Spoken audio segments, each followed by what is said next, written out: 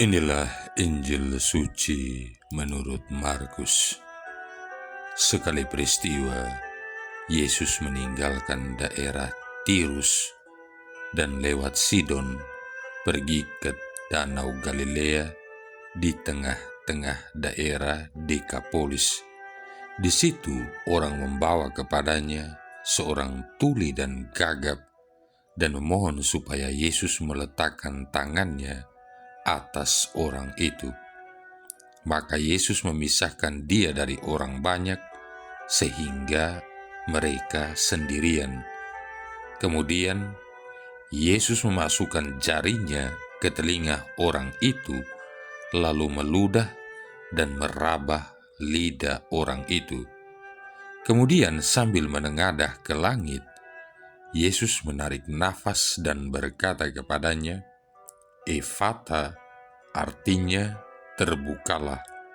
Maka terbukalah telinga orang itu, dan seketika itu terlepas pulalah pengikat lidahnya. Lalu ia berkata-kata dengan baik. Yesus berpesan kepada orang-orang yang ada di situ supaya jangan menceritakannya kepada siapapun juga. Tetapi makin dilarangnya mereka, makin luas mereka memberitakannya. Mereka takjub, tercengang, dan berkata, "Ia menjadikan segala-galanya baik.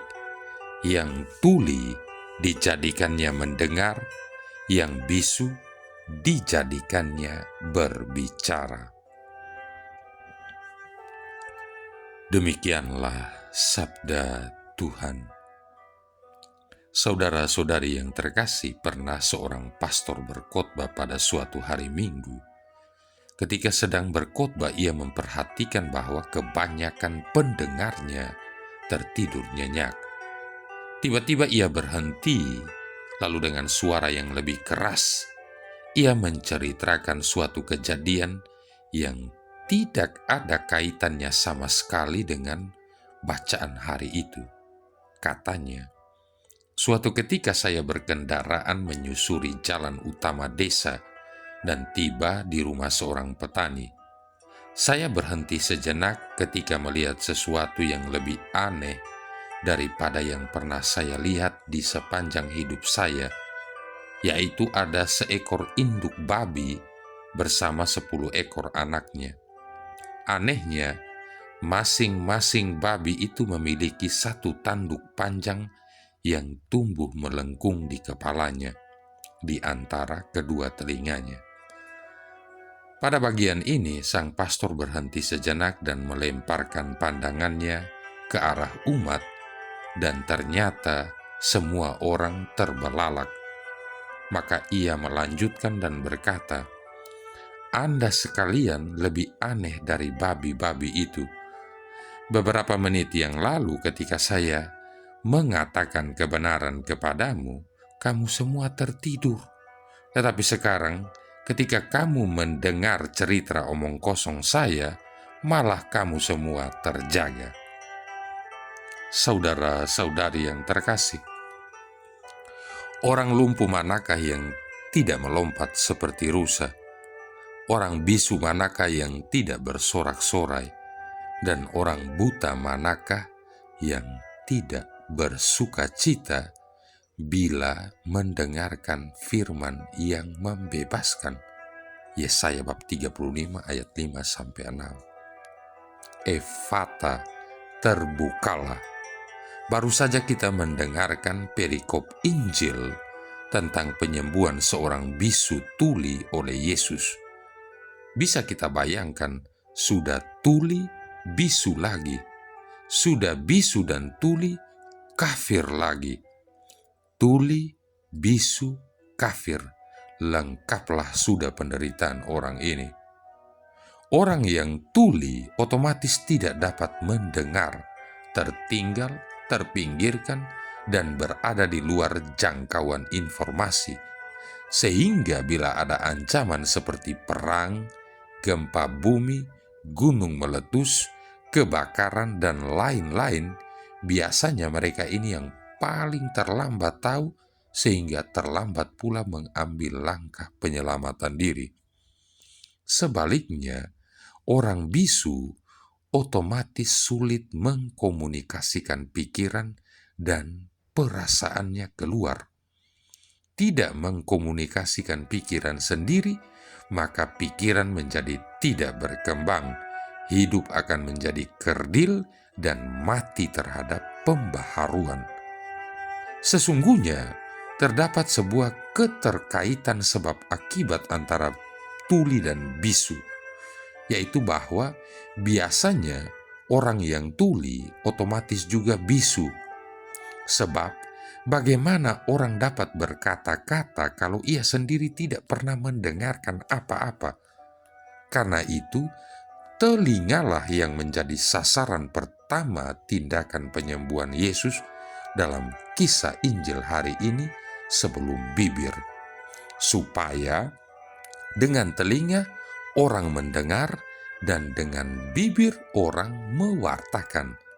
Itulah sebabnya mengapa Tuhan memberikan kita manusia 2 telinga dan 1 mulut, bukan 2 mulut dan 1 telinga, supaya orang lebih dahulu mendengar sebelum berbicara, supaya orang lebih cepat mendengar daripada berbicara, bukan sebaliknya, berbicara baru mendengarkan.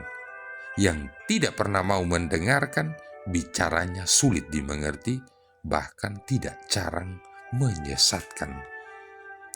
Saudara-saudari yang terkasih, bisu, tuli, kafir adalah gambaran hidup manusia yang sungguh menderita, tertutup, terputus komunikasi ke dalam dan keluar, terkurung dalam kesempitan diri sendiri, tidak terjangkau dan tidak menjangkau semua hal secara normal. Segala perasaan, hasrat, pikiran, dan kehendak, segala keinginan tidak terkatakan dan tidak terkomunikasikan dengan orang lain karena tidak sanggup. Kita yang normal saja, kalau tidak berbicara 1 jam, rasanya mau mati, apalagi kalau sampai bisu. Jadi tidak heran kalau kita baru keluar misa, di depan pintu gereja langsung ribut. Bahkan kita tidak tahan untuk sibuk dengan gadget saat misa, selfie, narsis, siaran langsung. Lebih buruk lagi kalau datang misa, pilih duduk di luar, supaya bebas dari dan bebas untuk.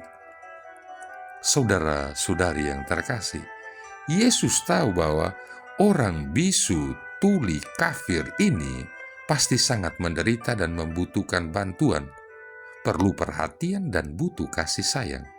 Karena itu Yesus menyembuhkannya. Markus dalam Injil tadi melukiskan peristiwa penyembuhan ini dengan sangat menarik.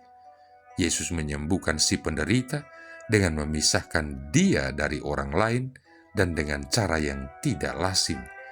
Jari dimasukkan ke dalam telinga, kemudian meludah dan meraba lidah si bisu, lalu berkata, "Efata, terbukalah," dan jadilah, terbukalah telinga orang itu dan lepaslah ikatan lidahnya.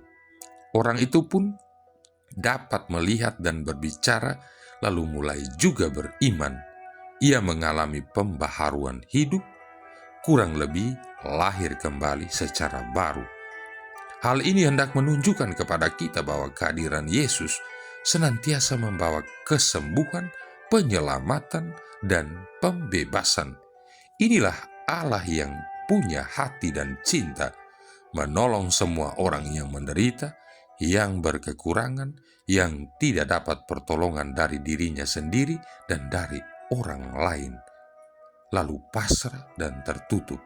Inilah Allah yang punya telinga, yang mendengarkan untuk menjadikan segalanya baik, yang tuli dijadikannya mendengar, dan yang bisu berbicara. Karena itu Mother Teresa dalam suatu renungan pernah berkata demikian, Yesus mewujudkan hasrat hatinya dalam diri kaum kecil, miskin, dan menderita di sekitar kita. Mereka sungguh-sungguh menjadi hasrat Kristus. kita harus memperlakukan mereka dengan penuh perhatian.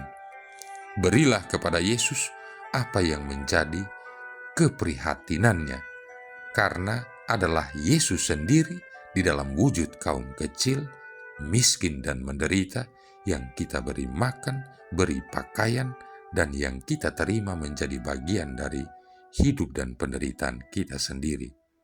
Lakukanlah semua itu dengan kasih yang besar yang tak terbagi. Sayangnya, seringkali kita menjadi bisu dan tuli, mempunyai mulut tetapi tidak dapat berbicara tentang kebenaran, tentang kasih, tentang penegakan hak, tentang pujian yang layak, tentang penghormatan terhadap harkat dan martabat manusia.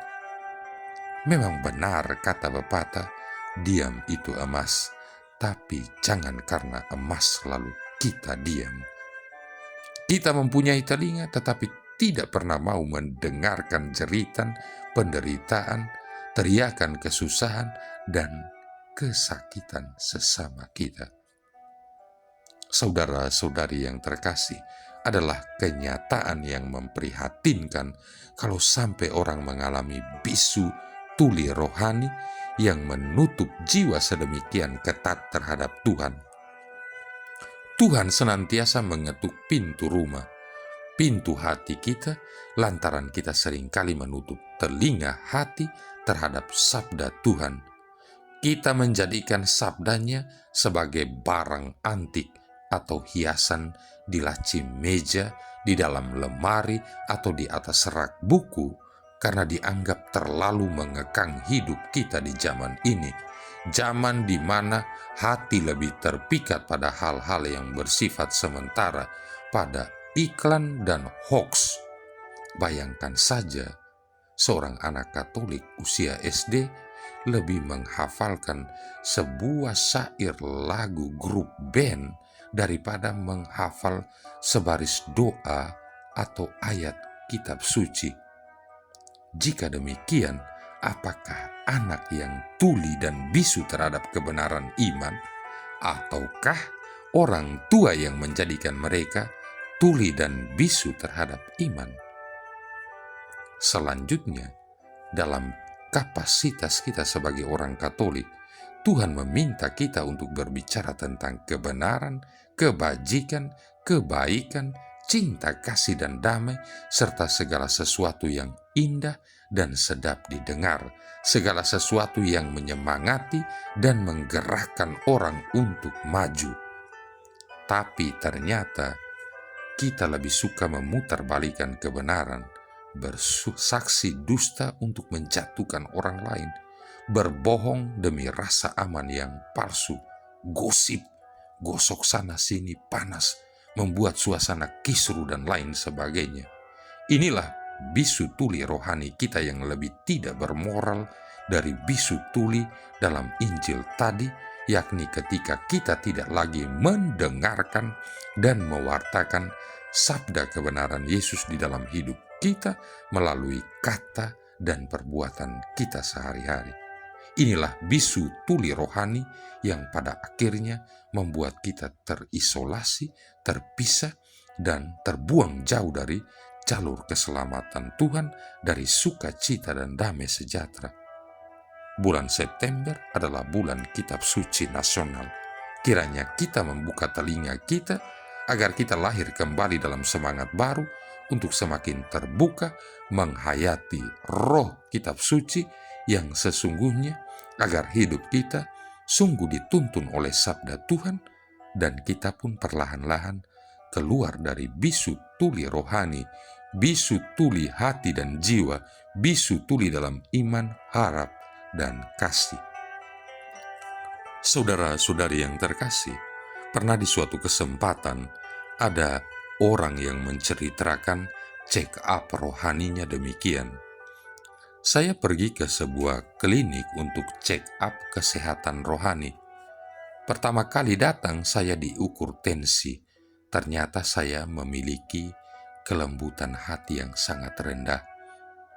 Ketika suhu badan saya diukur, termometer menunjukkan derajat kegelisahan akan hal-hal duniawi, hampir 40 derajat Celcius. Ketika pemeriksaan jantung, saluran arteri tersumbat oleh berbagai kekecewaan, kesedihan, kemarahan, dan dendam sehingga memerlukan bypass. Ketika saya ke ruang rongseng, kelihatan kalau tulang-tulang mulai keropos oleh rasa benci, cemburu, dan iri hati. Ketika memeriksakan mata yang mulai terganggu, diketahui penyebabnya adalah karena saya sering melihat kekurangan-kekurangan orang lain di sekitar saya, sehingga kemampuan mata untuk melihat hal-hal yang indah, baik, dan benar mulai tertutup. Ketika mengeluhkan pendengaran saya, terapis menyarankan untuk mulai latihan mendengarkan sabda Tuhan, suara Tuhan dan sesama setiap hari untuk lebih mensensitifkan pendengaran. Setelah menjalani semua check up itu, saya mendapat konsultasi dan obat gratis atas kemurahan Tuhan untuk mengobati semua penyakit saya tersebut. Obat yang diberikan adalah obat alami yang ditulis di atas resep sebagai berikut. Setiap pagi, minum segelas rasa syukur atas segala yang dimiliki. Setiap siang, minum sesendok pikiran positif atas segala hal yang terjadi. Setiap jam, minum 1 buah pil kesabaran, secangkir kerendahan hati, dan 1 mangkuk kasih. Setiap sore, minum 1 dosis cinta. Setiap malam sebelum tidur, minum kaplet suara hati yang jernih, 1 pil anti kesedihan dan keputusasaan karena peristiwa-peristiwa yang dialami sepanjang hari. Lalu, tidur berselimutkan doa dan pengharapan. Marilah berdoa. Ya Allah Bapa yang Maha Rahim, bukalah mata dan telinga kami terhadap segala kebaikan yang telah Kau laksanakan melalui Yesus Kristus Putramu, sehingga kami dapat bersaksi bahwa semua yang dibuatnya baik. Dengan demikian, semoga keluarga-keluarga Kristiani semakin mengimani Putramu itu dan mewujudkannya dalam kehidupannya, khususnya dengan berani saling melayani seperti Yesus Kristus yang datang untuk melayani. Sebab Dialah Tuhan dan pengantara kami yang bersama dengan Dikau dalam persatuan Roh Kudus hidup dan berkuasa, satu Allah sepanjang segala masa. Tuhan memberkati kita sekalian, Bapa, Putra, dan Roh Kudus.